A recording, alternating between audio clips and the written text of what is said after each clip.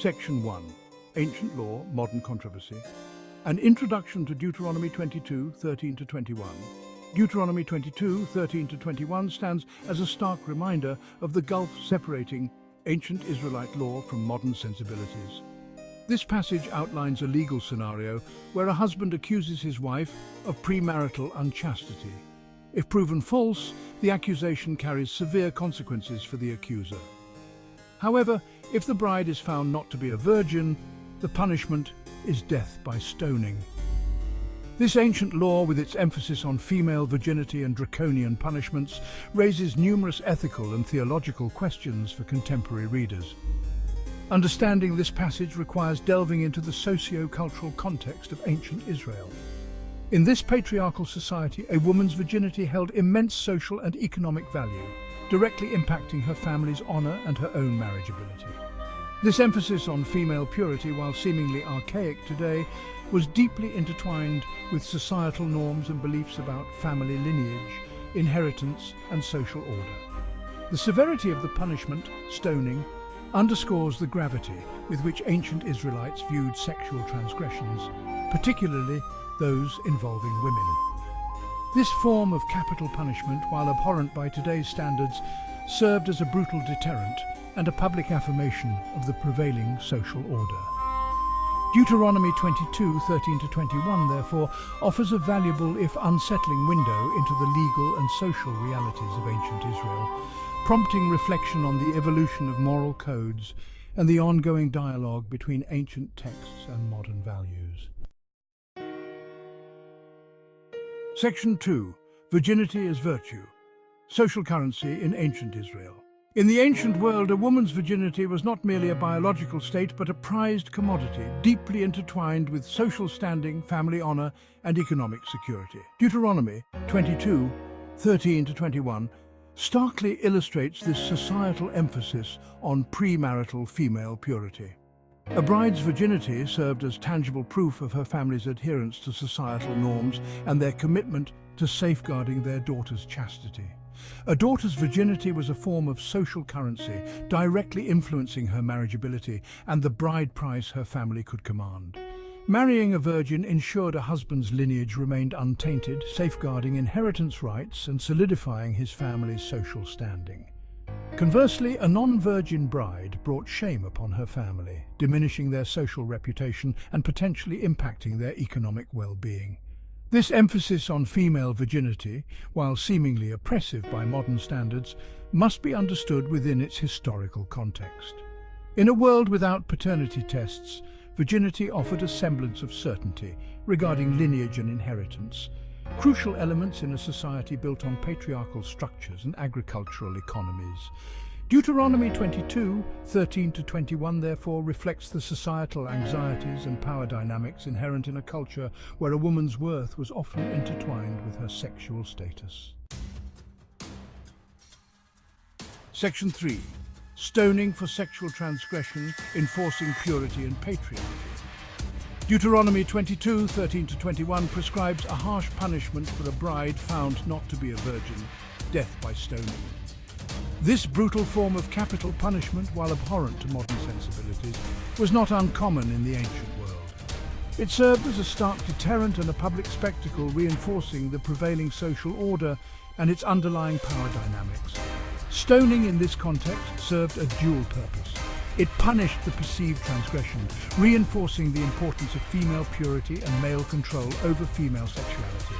The public nature of this punishment amplified its impact, serving as a warning to others and reinforcing the absolute authority of the law and the patriarchal structures it upheld.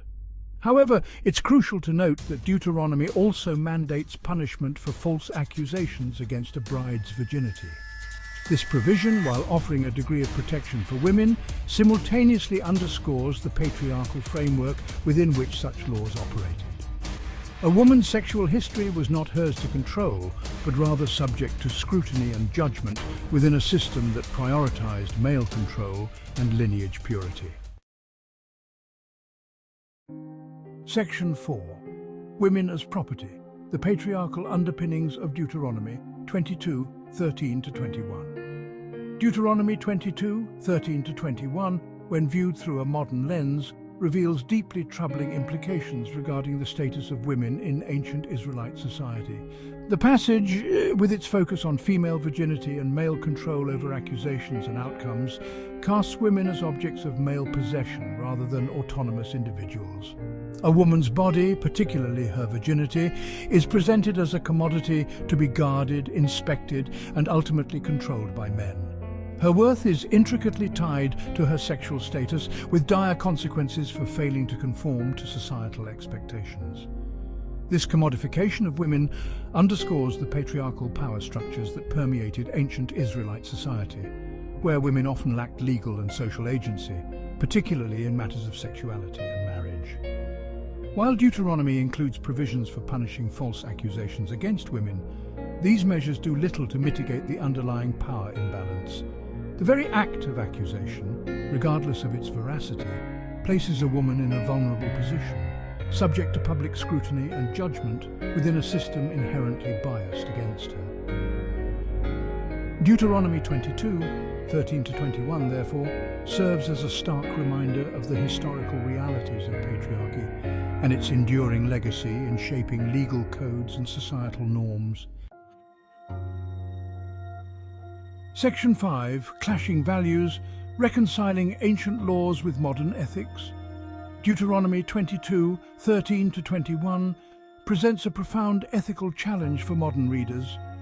The passage's emphasis on female virginity as a measure of worth, its acceptance of violence against women, and its reinforcement of patriarchal power structures stand in stark contrast to contemporary values of gender equality, bodily autonomy, and human dignity.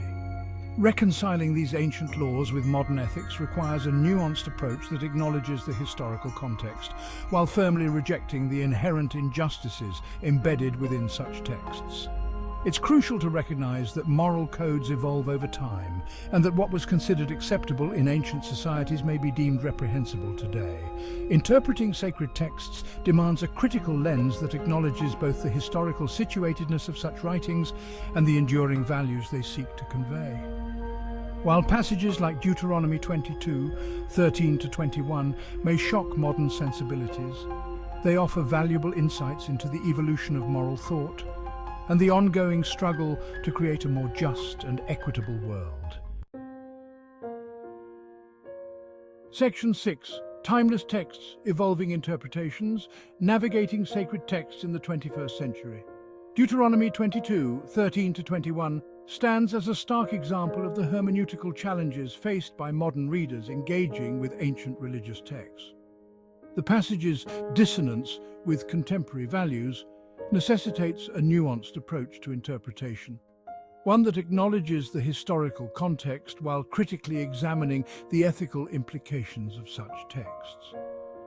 Interpreting sacred texts is not a static exercise, but rather a dynamic process of engagement and reinterpretation.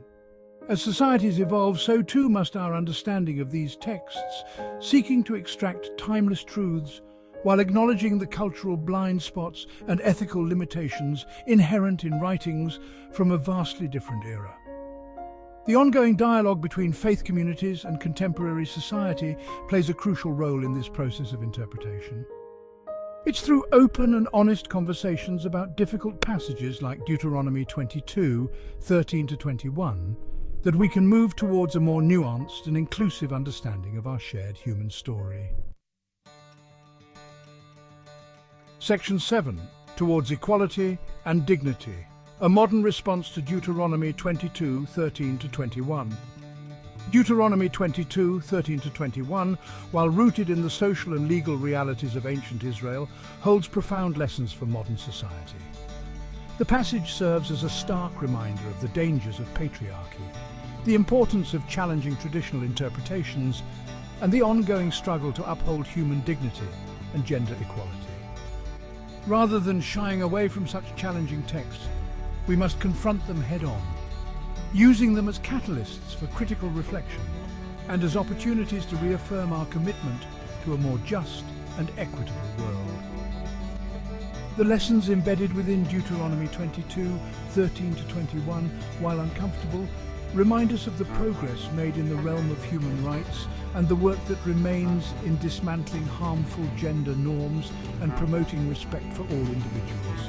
As we navigate the complexities of the 21st century, it's imperative to approach ancient texts with both a critical eye and a compassionate heart. By engaging in open and honest dialogue, we can move towards a more inclusive and equitable future, where the inherent dignity of every individual is recognized and celebrated.